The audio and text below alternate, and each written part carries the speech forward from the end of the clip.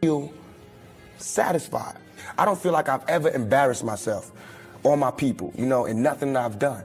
And yet, no, I got the whole world fearing me, you know what I'm saying? At 23, weighing 160 pounds, you know what I'm saying? And I ain't even started. I haven't even wrote my plan out yet, and they scared. I got the vice president know who I am, the president, every cop in every city. What if hip-hop's biggest tragedy never really happened? That single question has haunted fans, detectives, and journalists for nearly 30 years. And when you start looking closer at what went down in Las Vegas, September 1996, the official story starts to crumble fast. We've all been told the same version. Tupac Shakur was fatally hit in a drive-by, fought for 6 days, and was quietly laid to rest. But from the moment those Vegas lights flickered back on that night, nothing made sense anymore. First off, no arrests, not a single one, even when someone connected to the shooter came forward and practically confessed. Second, the cremation supposedly happened within 24 hours of the announcement. Too fast. Even close friends never saw the body, never got to say goodbye. And third, key evidence, gone, vanished like smoke. The coroner's photos never appeared. Hospital files mysteriously disappeared. And the crematory worker who handled the ashes retired the next day and dropped completely off the map. That kind of smooth cover-up would be impossible for an average person, yet it slid through untouched in one of the most publicized cases in music history. We were told the investigation hit a wall because the streets wouldn't talk, but insiders have whispered for years that it wasn't silence, it was strategy. They claim the whole thing was planned long before the first bullet ever flew. He was talking a lot of too. He was talking a whole lot of shit, and sometimes it's like they gonna get at you when you talking. They gonna get at you, bro. You feel me?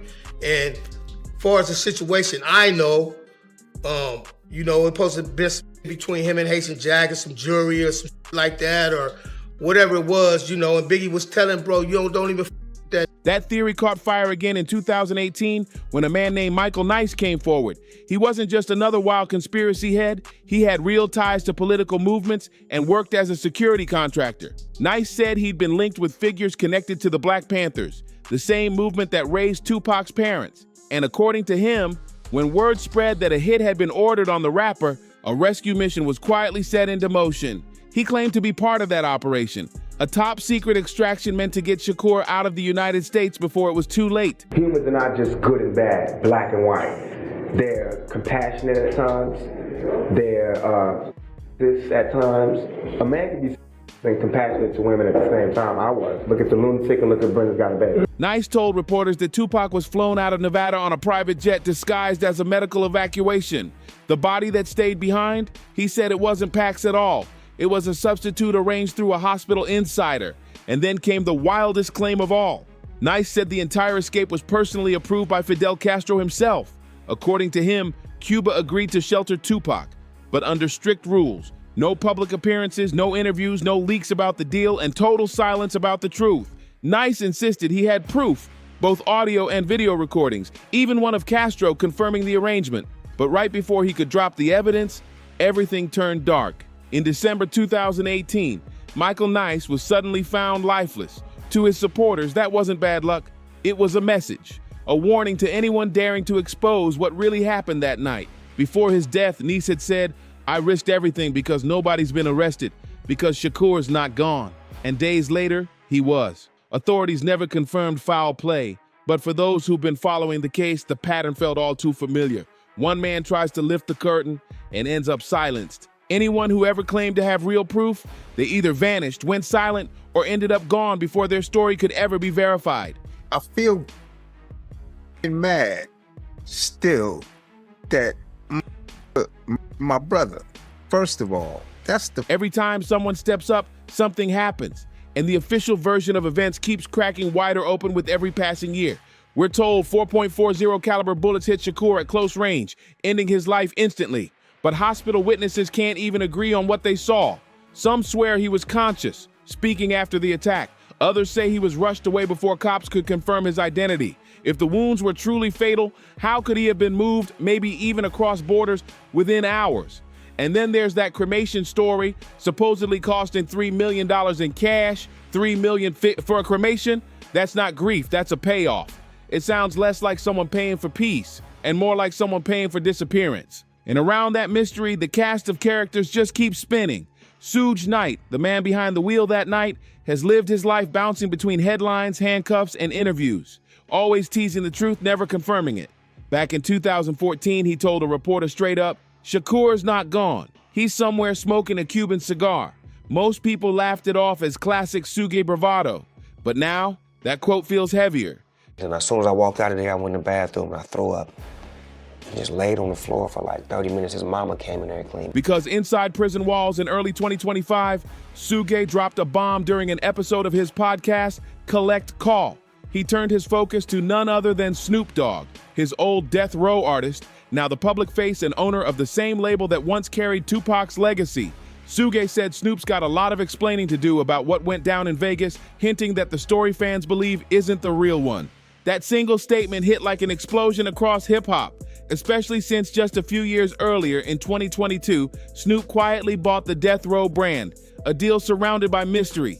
Nobody knows who really funded it, how much he paid, or what exactly changed hands. The timing of Suge's comments so close to that deal made some industry insiders whisper that maybe Snoop didn't just buy the label, maybe he bought silence too. That's why you get these type of individuals always kicking dirt on Pac name after they made their millions from doing these documentaries. Their feud's always been legendary, but suddenly it feels less like ego and more like a power struggle over the truth.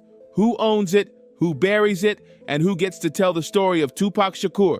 From his cell, Suge's podcast episodes are filled with sly shots and cryptic lines, questioning whether Snoop's new leadership is really about honoring Death Row or quietly rewriting its history. In one clip, Suge even hinted that certain people close to the label knew exactly what happened that night, and some of them made serious money off keeping their mouths shut. At the same time, old rumors are crawling back out. Former Outlaws members have accused Snoop of low-key sabotaging Tupac's legacy while pretending to protect it. And director Alan Hughes, who once filmed a documentary on the Shakur family, dropped a strange comment, saying Snoop dimmed his light to let Shakur shine. But fans are starting to wonder if that line wasn't poetic at all. Maybe it was a coded truth hiding in plain sight. Because if Tupac Shakur really survived and went off the grid, someone had to manage that absence. Someone had to keep the money flowing, the label alive, and the catalog under lock and key. When you stack up all the events, the lightning-fast cremation, the missing records, the insider's claims, and now Suge Knight's new accusations, it starts to look less like coincidence and way more like coordination. Every time a clue appears, it gets buried under some new distraction, or the person behind it just disappears. But the creepiest twist didn't come from 1996 or even 2018. It came from last year. Chaotic.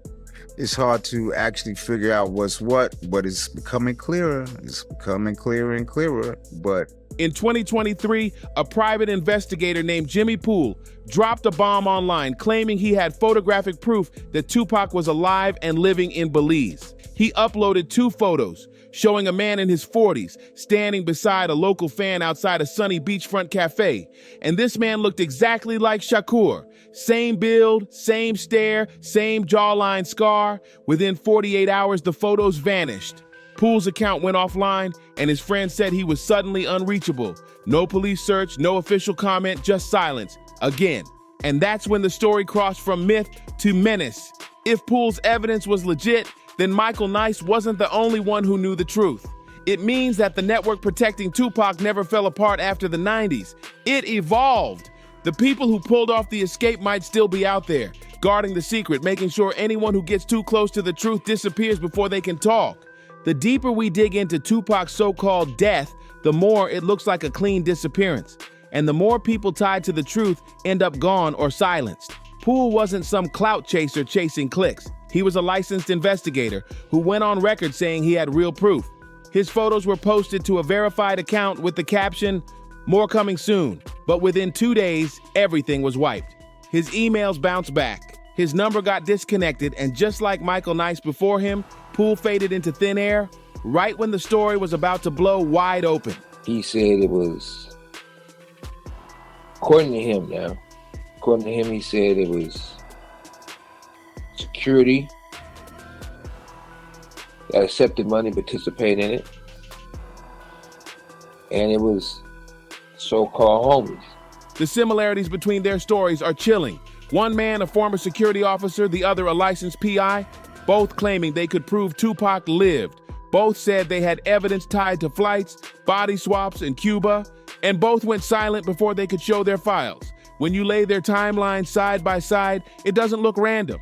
It looks intentional, like someone's cleaning up a trail that got too close to the truth. Even Poole's last post sent chills through his followers. He wrote, "If I go offline, it's for safety." And after that, nothing. No updates, no sightings, just digital dust. And let's not forget the money. That mysterious $3 million cash payment for the cremation is still one of the weirdest parts of the entire story. Who drops that kind of cash on a basic procedure? There were never any official records confirming it, but insiders connected to the mortuary swore it happened. Handled privately, no paperwork, no receipts. And the crematory worker in charge? He retired the very next day, moved out of state, and vanished from every professional directory like he never existed. No interviews, no farewells. It's like he was paid to disappear right alongside the body he supposedly cremated. Meanwhile, the justice system tried to stage what looked like closure, but it felt more like a performance. In 2023, prosecutors finally charged Dwayne Keffe D. Davis, a former gang member, with Tupac's murder. The headlines went crazy, but behind the noise, something felt off. They didn't push for the highest penalty, didn't demand a public trial, and didn't go after anyone else who might have been connected. It was a controlled explosion, loud enough to quiet the crowd, but safe enough not to blow open the real machinery underneath. Every answer we get just opens up more questions, and maybe that's the point. Because if the truth ever came out, it wouldn't just change Tupac's story, it could shake the foundation of the entire hip-hop world. The fact that Suge Knight, the only surviving witness inside that BMW, refused to testify says everything. From behind bars, he told reporters that Keffe D was a childhood friend and said, "I wouldn't wish prison on my worst enemy." But that's not loyalty, that's protection. This is the same man who once ran the most feared label in hip-hop, now shielding the one person accused of shooting his biggest star. Ground, we had to stay heated and make sure that we protected ourselves, you know what I mean? So the real question is, why? Maybe the answer isn't in what went down after the shooting, but in what was already boiling before it. Those last months of Tupac's life were pure chaos, a psychological war zone, not just against East Coast rivals, but inside death row itself. By early 1996, the label that once promised him freedom had started to feel like a glitter-covered trap. The late-night calls from execs, the missing royalty payments, the constant sense of being watched, it was eating at him. Friends said he was restless, paranoid, and certain that the people closest to him were playing both sides. What the world saw as creative genius was, behind the scenes, a man unraveling, convinced his own camp was setting him up. The tension with Snoop Dogg was the first crack in that illusion. Just weeks before the Vegas shooting, they were locked in a quiet but deadly Cold War. Tupac felt betrayed after hearing Snoop go on the radio and show love to Biggie and Diddy. The same people Tupac believed had tried to take him out. In Death Row's world, that was straight up treason. It wasn't just about friendship anymore, it was about survival. In an environment where loyalty could mean life or death, Snoop started pulling away. He met with outside lawyers, scouted new deals, and explored independent ventures. To Tupac, that wasn't business, that was confirmation of his darkest fear. The brotherhood Suge built was cracking, and everyone was secretly chasing their own safety net. You know what I'm saying? Everywhere we was going, we had to, keep our eyes open, 10 toes. Behind studio doors, things got darker. Engineers and assistants remembered explosive sessions where Tupac went off, accusing Suge of stealing money, saying his bank statements didn't add up. He was furious. His albums were pulling in millions, but his accounts were controlled by men with deep mob connections. He started slamming doors, flipping chairs, and shouting that he'd leave death row the moment his contract ended. Music was supposed to be his escape route, but the closer he got to freedom, the more dangerous it became. He'd already told close friends that he planned to start his own label, take his master tapes, and go independent. But that move would have exposed everything. The secret investors, the hidden money streams, and the names behind Death Row's untraceable funds. Then came the breaking point, a violent argument inside a West Hollywood studio. Witnesses whispered that Tupac screamed, "You're bleeding me dry." It wasn't a tantrum, it was mutiny. By the next morning, executives were in panic mode, talking quietly about how to contain him before he went public with what he knew. In the weeks before Vegas, the vibe at Death Row went ice cold. Bodyguards rotated without reason, meetings got canceled, and Tupac's phone, his main link to family, was suddenly monitored. Through that lens, the Vegas shooting doesn't look random at all. It looks like the final move in a long, ugly power game. Tupac wasn't a cash cow anymore. He was a liability, a man holding too many secrets about where the money came from and where it really went. So maybe he didn't fake his death to hide from enemies on the street. Maybe he disappeared to hide from the men inside his own circle, the ones who called him brother, but might have decided he was worth more gone than alive. And that's where the line between loyalty, silence, and profit starts to blur. When Snoop Dogg announced he'd bought Death Row Records in 2022, the world celebrated it as a full-circle moment, a legend reclaiming his roots. But behind the smiles and headlines, the deal itself was wrapped in secrecy, the purchase price undisclosed, the investors unknown. Even the assets were never fully listed, not even Tupac's legendary catalog, which mysteriously wasn't part of the initial deal. Industry analysts started whispering that someone else may have bankrolled the buyout, maybe to keep certain files buried deep in the archives. Some said the label's biggest value wasn't the music, it was the secrets locked inside. When you get to be the age that we at and you get to become as successful as we are, you have to start doing some things that matter for the future. Then came Suge Knight's 2025 outburst from his prison podcast Collect Call. He called out Snoop directly, shouting, "What did you buy? Show me the paperwork." To casual listeners, it sounded like ego, old beef resurfacing. But to those tracking the Shakur mystery, it sounded like something way deeper. Was Suge hinting that the deal wasn't about legacy, but about control? Maybe even erasing or rewriting parts of history that were never meant to see daylight? Because if those archives ever got opened and the truth came out, it wouldn't just shake Death Row Records. It could rewrite the story of Tupac Shakur forever. Because among Death Row's hidden assets were contracts, master tapes, and private letters, documents that could expose who really handled Tupac's last recordings and where all that money went after he vanished. If those files were ever sealed, destroyed, or quietly bought up during the label's sale, then the entire story could be controlled forever. That's not just business. That's manipulation at the highest level. Even Snoop's old words hit different now. Back in the day, he said, "I dimmed my light so Shakur could shine." At the time, that sounded humble, like a sign of respect between two legends. But now, it sounds like a riddle wrapped in guilt. Because if Tupac's exit was planned to clear space for a new star, that phrase isn't poetic anymore. It's chilling. Did Snoop really dim his own light? Or did someone else's light get switched off so his could burn brighter? Former Outlaws member Napoleon once hinted that Snoop had grown jealous of Tupac's dominance at the label. And director Alan Hughes used the same eerie phrasing, saying again that Snoop dimmed his light. Why did they all use the same words, almost like it was a rehearsed code? It's as if everyone around that era learned how to speak the truth in riddles while pretending everything was fine. When you connect all these threads, the missing witnesses, the vanishing investigators, the millions in untraceable cash, the fake closure cases, and the corporate buyout sealed behind NDAS, the picture gets dark, way darker than any fan theory online. It doesn't look like random chaos, it looks like a managed disappearance, one protected by powerful men who built their fortunes on Tupac's legacy and still control how his story gets told. Every decade, something new pops up, a leak, a confession, a new arrest, but none of it ever brings real answers. And the people who get too close, they back off fast, or they vanish completely. Tupac's so-called death stopped being just a tragedy a long time ago. It became an operation, one that needed cash payoffs, silenced witnesses, and a record label quietly sold in the shadows. So the real question isn't whether Tupac faked his death, it's who helped him pull it off. Who gained the most from his disappearance, and who's still making sure the truth stays locked away nearly 30 years later? Because if people with this kind of power are still guarding a secret this heavy, you have to wonder, what else are they hiding? Maybe the story of Tupac Shakur isn't finished at all. Maybe it's just waiting for the next brave soul to uncover it. So tell us, what do you think really happened that night in Vegas? Drop your theories in the comments. Don't forget to like, share, and subscribe. And as always, you stay curious, stay alert, and we'll see you in the next one.